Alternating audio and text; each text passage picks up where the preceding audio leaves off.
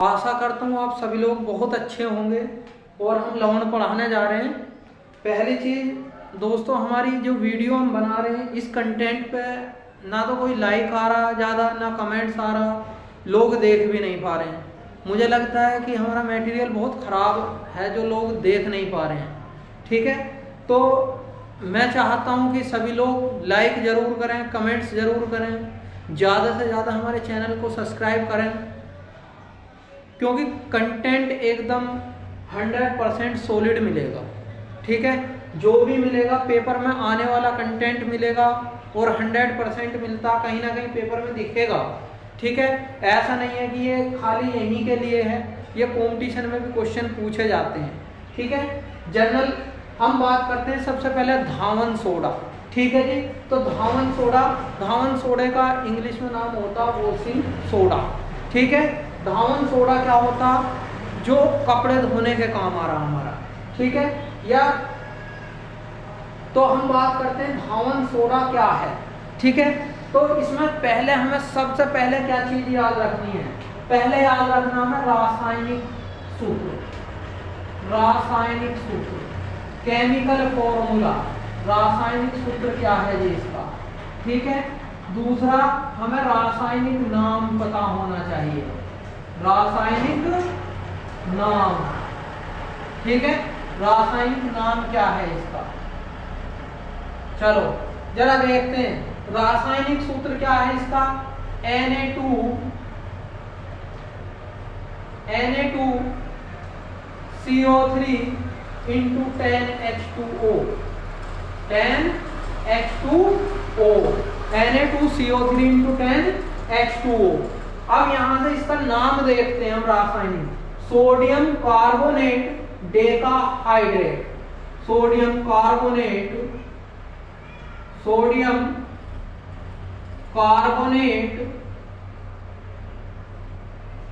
Decahydrate,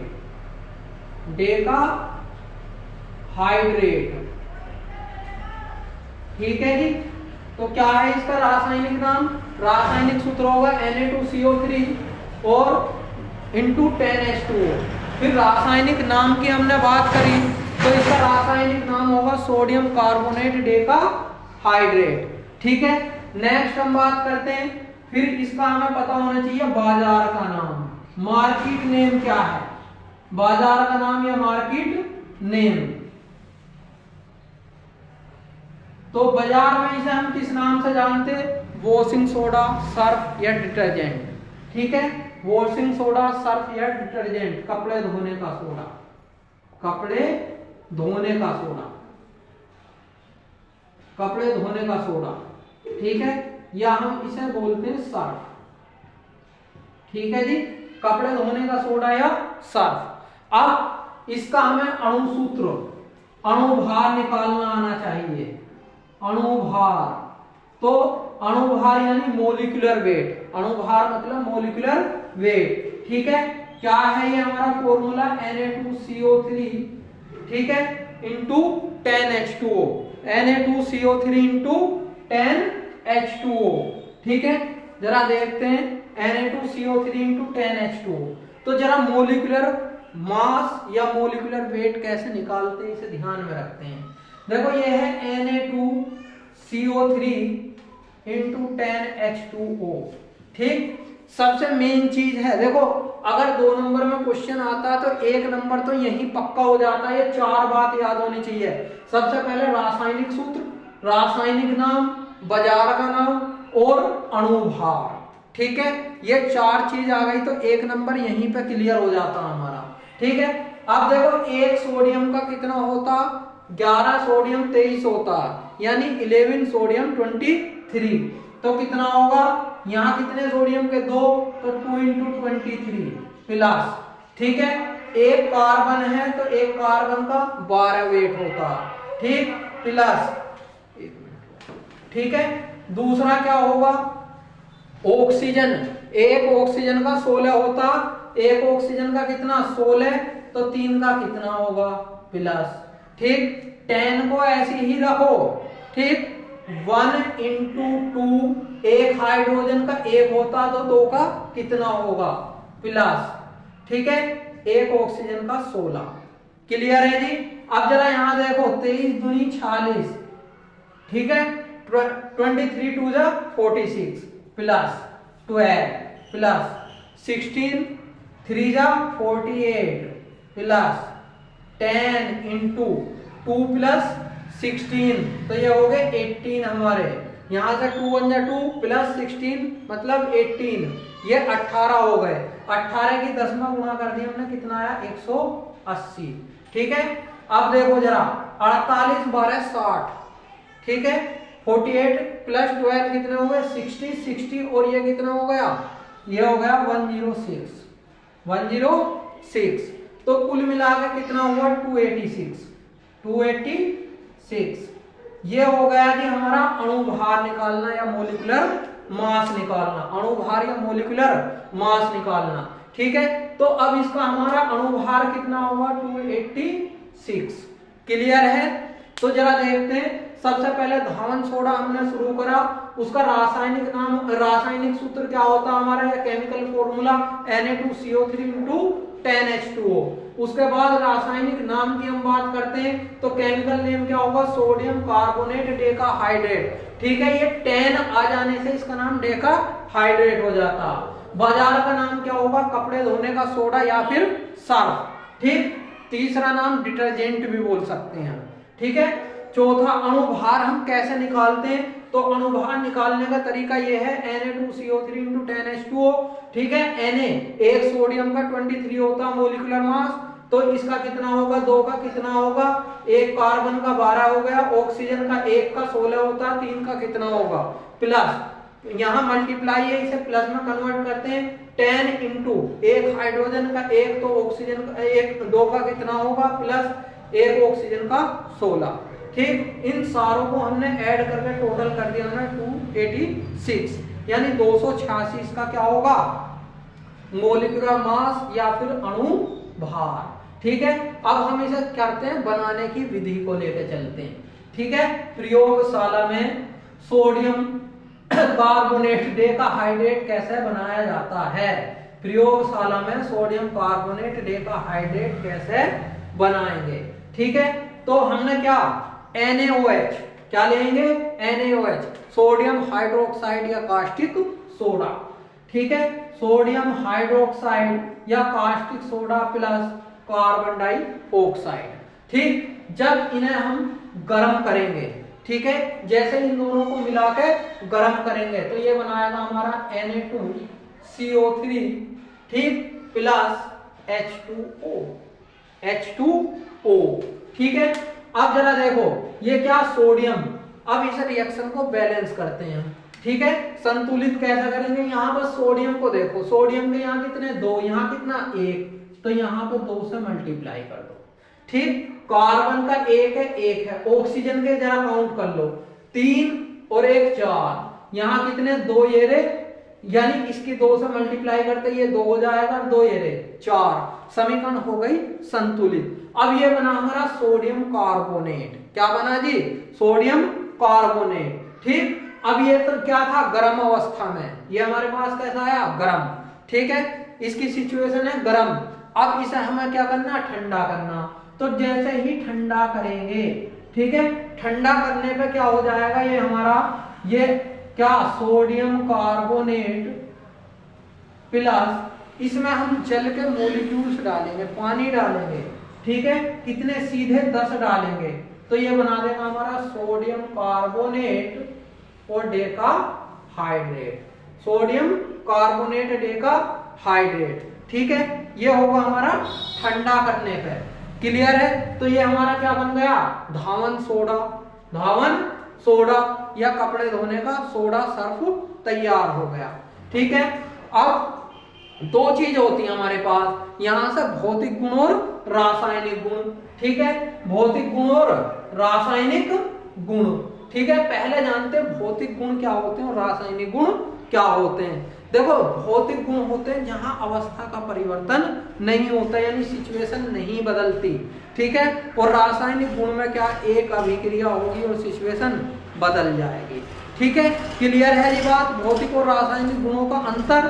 ठीक, तो सबसे पहला भौतिक गुण क्या होगा, यानी फिजिकल प्रॉपर्टीज इसकी क्या होगी, भौतिक गुण, भौतिक गुण या फिजिकल प्रॉपर्टीज,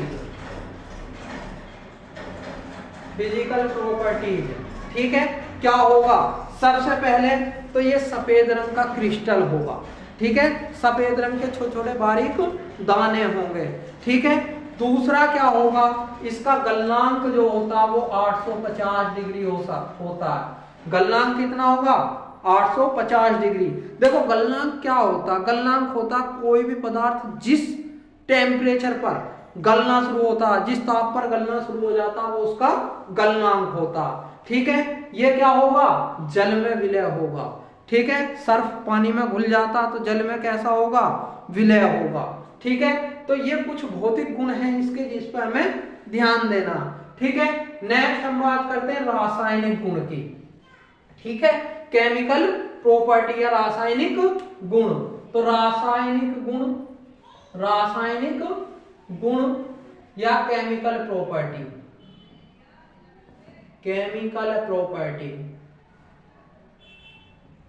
केमिकल प्रॉपर्टीज। ठीक है, तो सबसे पहले देखते हैं हम ऊष्मा का प्रभाव। ऊष्मा का प्रभाव मतलब क्या होगा, इसे गर्म करने पे क्या होगा, जो हमारे पास सर्फ डिटर्जेंट या धावन सोडा बन के आया हुआ है। ठीक है, तो क्या होगा हमारा Na2CO3 इंटू 10H2O, क्या है ये हमारा धावन सोडा। ठीक है, इसे जब हम गर्म करेंगे तो गर्म किस में करेंगे, शुष्क हवा में। ठीक है, हल्की हल्की हवा चलती होगी लेकिन उसमें ऑक्सीजन प्रेजेंट नहीं होगी, ऑक्सीजन की उपस्थिति नहीं होगी, उस हवा में इसे हम गर्म करेंगे। ठीक है, तो शुष्क हवा में गर्म करने पे क्या होगा, Na2CO3 H2O प्लस 9H2O निकल जाएंगे, यानी इसमें से जल के कुछ मॉलिक्यूल्स यानी कुछ अणु जल के निकल जाएंगे। ठीक है, तो अब ये क्या होगा, शुष्क अवस्था में हो जाएगा।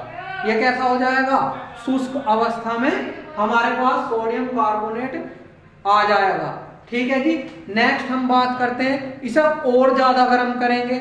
और ज्यादा गर्म करने पे क्या हो जाएगा, और ज्यादा गर्म करने पे Na2CO3 केवल ये एक H2O जो है, ठीक है, और ज्यादा गर्म कर दिया, और ज्यादा हीट दी है, तो ये क्या बदलेगा, Na2CO3 प्लस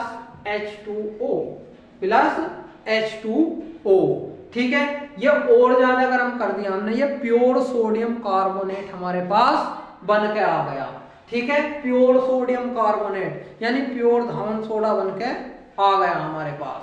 ठीक है, नेक्स्ट पहला गुण क्या था हमारा, गर्म करने पे, यानी ऊष्मा का क्या प्रभाव पड़ेगा इस पे, तो ऊष्मा क्या, सोडियम कार्बोनेट डेकाहाइड्रेट को जब हम गर्म करेंगे तो इसमें से 9 पानी के मॉलिक्यूल्स अणु निकल जाएंगे, केवल क्या बचेगा, एक H2O बचेगा। ठीक है, अब जब हम इसे और ज्यादा गर्म करेंगे तो ये क्या बनाएगा, सोडियम कार्बोनेट बनाएगा, सोडियम कार्बोनेट और H2O। ठीक है, इसमें क्या हो जाएगा, पूरा प्योर सोडियम कार्बोनेट हमारे पास बनके आ जाएगा। ठीक है, दूसरी रिएक्शन देखते हैं जी हम, ये तो ऊष्मा का प्रभाव था इसमें। ठीक है, दूसरी रिएक्शन क्या होगी, कार्बन डाइऑक्साइड से अभिक्रिया, किससे करेंगे, कार्बन डाइऑक्साइड, कार्बन डाइऑक्साइड। ठीक, कार्बन डाइऑक्साइड से अभिक्रिया करवाएंगे यानी CO2, कार्बन डाइऑक्साइड से अभिक्रिया करवाएंगे CO2। तो क्या था हमारे पास, Na2CO3 शुष्क सोडियम कार्बोनेट, ठीक, और किसके, जल की उपस्थिति में क्रिया करेगा किसके साथ, कार्बन डाइऑक्साइड के साथ, तो ये क्या बनाएगा, NaHCO3। ठीक है, सोडियम हाइड्रोजन कार्बोनेट, या फिर इसे बोलते हैं हम क्या, खाने का सोडा, सोडियम ये खाने का सोडा। ठीक, प्लस ये क्या हो जाएगा, खाने का सोडा बनके हमारे पास तैयार हो जाएगा। रिएक्शन बैलेंस कर लो, सोडियम के 2 हैं, यहाँ 1 है तो 2 लगा दो। ठीक है, रिएक्शन बैलेंस करोगे तो ये क्या था, NaHCO3, NaHCO3, सोडियम के यहाँ 2 हैं, यहाँ पे 2 लगा दो, ठीक। CO3 के कितने हो गए, यहाँ पे 2 हो गए और यहाँ 1 है, 1 ऑक्सीजन इसके साथ चला जाएगा तो 2 और 1 3, तो सोडियम के भी 3 हो जाएंगे, ठीक। H के 2 हैं, H के 2 हैं। अब ये क्या बन गया हमारा, ये बन गया हमारा खाने का सोडा, ठीक है, खाने का सोडा। तीसरी रिएक्शन देखते हैं हम, ये कार्बन डाइऑक्साइड से थी या CO2 3 से थी, तो शुष्क सोडियम कार्बोनेट जल की उपस्थिति में कार्बन डाइऑक्साइड से क्रिया करके क्या बनाता, खाने का सोडा, ठीक है, खाने का सोडा बनाकर। नेक्स्ट देखते हैं क्या है, नेक्स्ट है हमारा अम्लों से अभिक्रिया, ठीक है। सोडियम कार्बोनेट अम्लों से अभिक्रिया कैसे करेगा, अम्लों से क्रिया या अभिक्रिया, तो हम क्या करते हैं, सोडियम कार्बोनेट प्लस HCl, मान लो हमने हाइड्रोक्लोरिक अम्ल से अभिक्रिया करवा दी इसकी, ठीक है। तो हाइड्रोक्लोरिक अम्ल से जैसे ही ये अभिक्रिया करेगा, जैसे ये अभिक्रिया करेगा, ठीक है, तो क्या बनाएगा, NaHCO3 प्लस NaCl, क्या बनाएगा, NaHCO3 प्लस HCl, ठीक है। अम्लों से क्रिया करके क्या बनाया इसने, NaHCO3 और प्लस HCl, ठीक है, अरे NaCl क्या बनाएगा, NaCl, NaHCO3 प्लस NaCl, ठीक है। रिएक्शन को जरा बैलेंस करो, Na के 2 1 1 2 हो गए, CO3 H का 1 H का 1 Cl का 1, क्लियर है, रिएक्शन हो गई हमारी कैसी, बैलेंस, ठीक। अब ये दोबारा NaHCO3 ये दोबारा रिएक्ट करेगा, किसके साथ, HCl के साथ, दोबारा अभिक्रिया करेगा, ठीक है। तो दोबारा अभिक्रिया करने पर ये क्या बनाएगा, देखो यहां से Na और Cl, तो सोडियम क्लोराइड, इसे बोलते हैं खाने का नमक, सोडियम क्लोराइड प्लस यहां से H के 1 H ये रहा, 1 H ये रहा, 1 ऑक्सीजन यहां से टूटेगी तो ये बनाएगा H2O, ठीक। अब यहां CO2 बचेगा तो ये कार्बन डाइऑक्साइड भी निकाल देगा, कार्बन डाइऑक्साइड गैस भी निकाल देगा।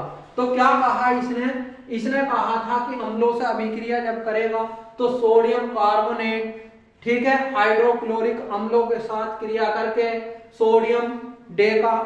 सोडियम हाइड्रोकार्बोनेट बनाएगा और प्लस नमक NaCl, ठीक है, खाने का नमक।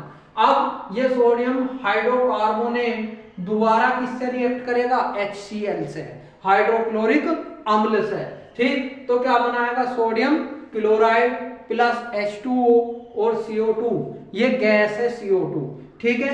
अब CO2 का एक एक्सपेरिमेंट भी है कि कैसे पता करोगे कि इसमें कार्बन डाइऑक्साइड गैस प्रेजेंट है, ठीक है। तो इसके लिए हम क्या करते हैं, एक बर्तन में पानी भर लेते हैं, क्या करेंगे, एक बर्तन में पानी भर लेंगे। जब बर्तन में पानी भर लेंगे तो जहां एक्सपेरिमेंट हो रहा होगा हमारा, जब कार्बन डाइऑक्साइड गैस निकलती है तो उस बर्तन में उस पाइप को छोड़ देते हैं। अगर पानी का रंग दूधिया रंग का हो जाता, यानी दूध जैसा पानी बन जाता, तो हम कहेंगे पक्का हमारा क्या है, कार्बन डाइऑक्साइड गैस है उसमें, ठीक है। ये कार्बन डाइऑक्साइड की पहचान है अगर सफेद रंग का कर देती है, ठीक है। नेक्स्ट हम बात करते हैं धातुओं से, धातु के कार्बोनेटों से, ठीक है। धात्विक कार्बोनेट या धातुओं से कैसे क्रिया करेगा, तो धात्विक कार्बोनेट, ठीक। अब कोई भी धातु ले सकते हो, धात्विक कार्बोनेट यानी कोई भी धातु ले सकते हैं, कार्बोनेट, इनका अवक्षेप कैसे बनता, पहले अवक्षेप जानो।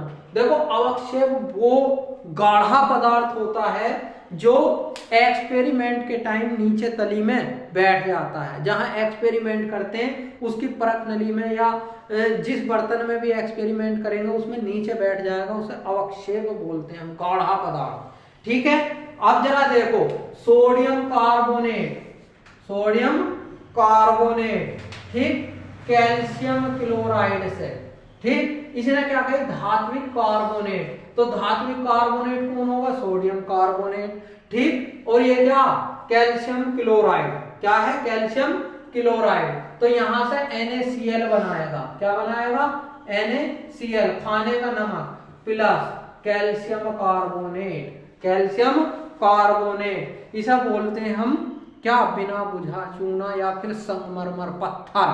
ठीक है, संगमरमर पत्थर जो घरों में टाइल लगाई जाती है वो इसी की बनती है। ठीक है, तो जरा देखना हमें सोडियम कार्बोनेट, ठीक है, कैल्शियम क्लोराइड से अभिक्रिया करके सोडियम क्लोराइड यानी खाने का नमक और कैल्शियम कार्बोनेट को बनाता है।